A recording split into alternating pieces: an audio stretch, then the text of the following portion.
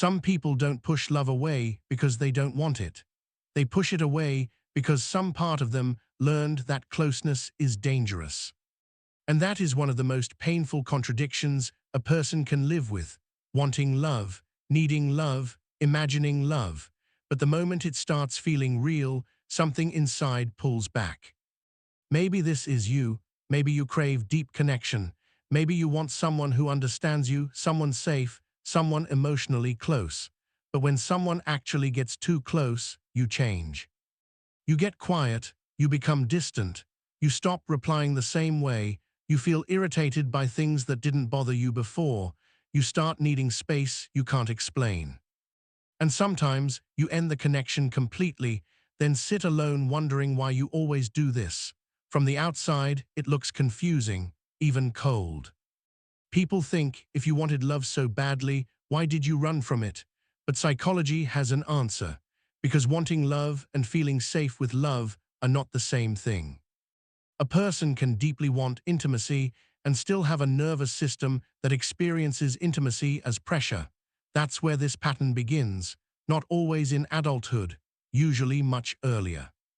A lot earlier than people realize. Attachment theory explains that our early relationships teach us what closeness feels like: safe or unsafe, calm or unpredictable, comforting or overwhelming. And those emotional lessons do not stay in childhood. They follow us into adult relationships. Very well, mind one: if someone grew up around emotional inconsistency, love may have felt unstable. If they grew up around rejection, love may have felt conditional. If they grew up around criticism, emotional neglect, or unpredictable caregiving, love may have felt like something you had to earn, manage, or survive. So now, as an adult, they may still want connection. But the moment closeness starts becoming real, their body remembers something their mind cannot always explain. This is why some people seem warm in the beginning and distant later. In the beginning, love is still fantasy, still controlled, still at a safe distance. But once attachment starts becoming real, once someone actually starts seeing them, needing them, expecting emotional honesty from them, their system starts reacting. Not necessarily because the other person is bad, but because vulnerability starts feeling expensive. To someone with avoidant patterns, closeness can feel like losing control, like losing space, like being emotionally cornered, like being responsible for another person's feelings in ways that feel suffocating. That doesn't mean they don't care. Actually, that's what makes this so painful. A lot of people who push love away care very deeply. They just don't know how to stay emotionally open without feeling overwhelmed. Avoidant attachment is commonly described as discomfort with closeness, high self-reliance, and difficulty expressing vulnerability. Very well, mine too. So what do? They create distance. Sometimes slowly, sometimes suddenly. They take longer to reply. They become more logical and less emotional. They focus on flaws. They start feeling trapped by simple intimacy. They need more and more space. And if the relationship keeps asking for closeness, reassurance, or emotional openness, they may disappear completely, not always because they stopped feeling. Sometimes because they started feeling too much. That is the part most people miss. For some people, distance is not the absence of emotion. It is what happens when emotion becomes too intense to manage, and underneath that distance, there is often fear. Fear of being controlled, fear of being consumed, fear of disappointing someone. Fear of being truly known and still not feeling safe. Fear that love will eventually become painful, demanding, or unstable, so they do something strange. They want someone badly, then feel relief when that person leaves them alone. They miss people, but panic when people want too much access. They daydream about being deeply loved, but struggle to tolerate the reality of being emotionally needed. And this creates a very lonely life, because the outside world may see independence. But inside, there is often conflict. Part of them wants to be held. Another part wants the door locked. Part of them wants emotional safety. Another part believes safety only exists alone. That tension can make relationships feel impossible, because the closer the relationship gets, the louder the inner alarm becomes. This is also why avoidant people are often misunderstood. People assume they are heartless, detached, selfish, commitment phobic, but those labels are too simple. In many cases, what you are really seeing is a protective pattern. A person whose system learned that self-reliance feels safer than dependence. A person who may trust themselves more than they trust closeness. A person who learned that needing people can hurt. Avoidant attachment can lead to emotional distance, self-reliance, and difficulty sustaining long-term closeness, often rooted in emotionally unavailable early relationships. Very well, mine too, and the sad part is many of them don't even realize they are doing it. They just keep having the same experience in different forms: strong connection, emotional pressure, need for distance, withdrawal, regret, repeat, different person, same cycle. If this topic is hitting a little too close to home, subscribe now, because this channel is for people who want to understand the patterns they were never taught to name. Now here is where things get even deeper. People who push love away are not always avoiding the other person. Sometimes they are avoiding the version of themselves that appears inside intimacy. The vulnerable version, the dependent version, the version that needs reassurance, the version that can be hurt. Because if you spent years building an identity around being fine alone, being the strong one, needing no one, love can feel like a threat to the self you built to survive.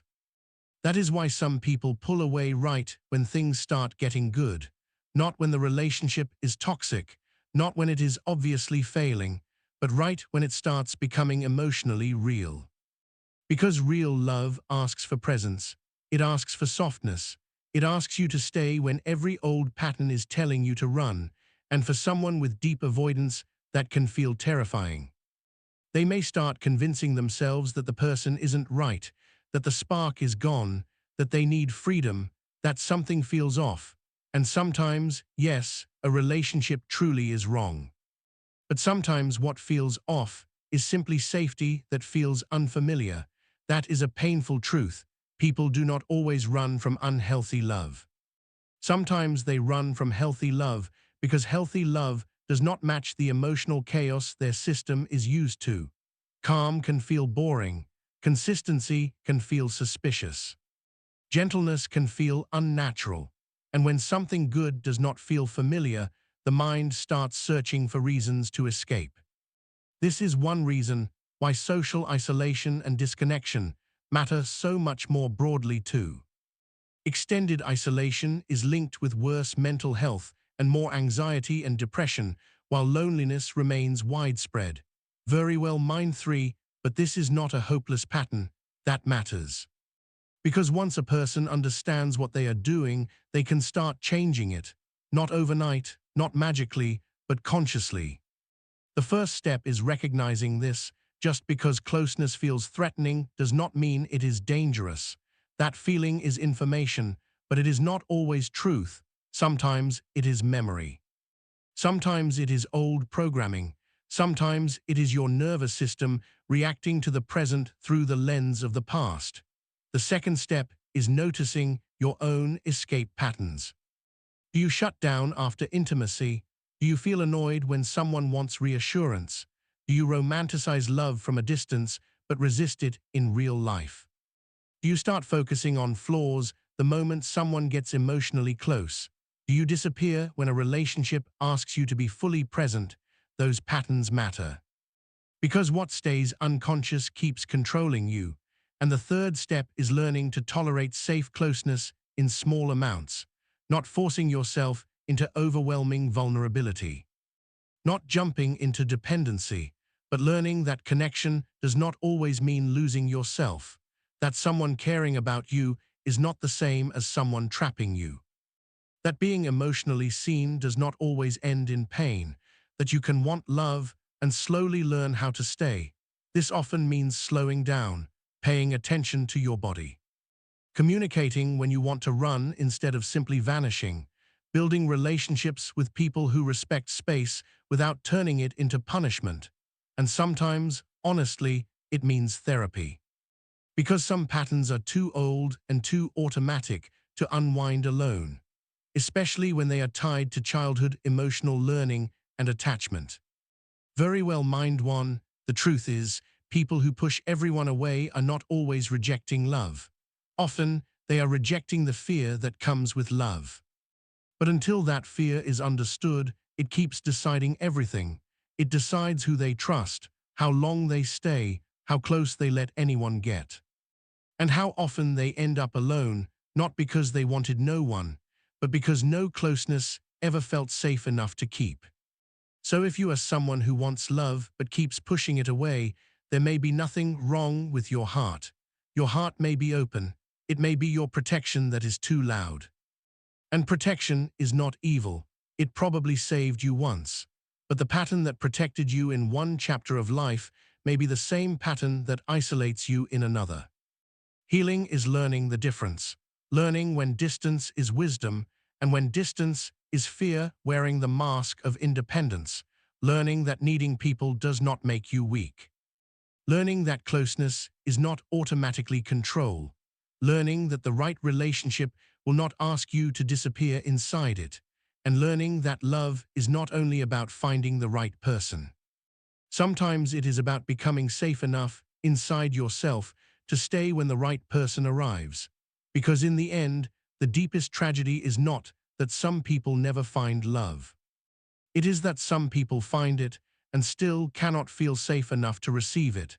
And the deepest healing is this, realizing that the part of you that pushes love away is not your enemy. It is a frightened protector, and frightened protectors can learn, slowly, gently, honestly, they can learn that peace is not only something you feel alone. One day, peace can be something you feel with someone, and when that happens, love stops feeling like a threat. It starts feeling like home.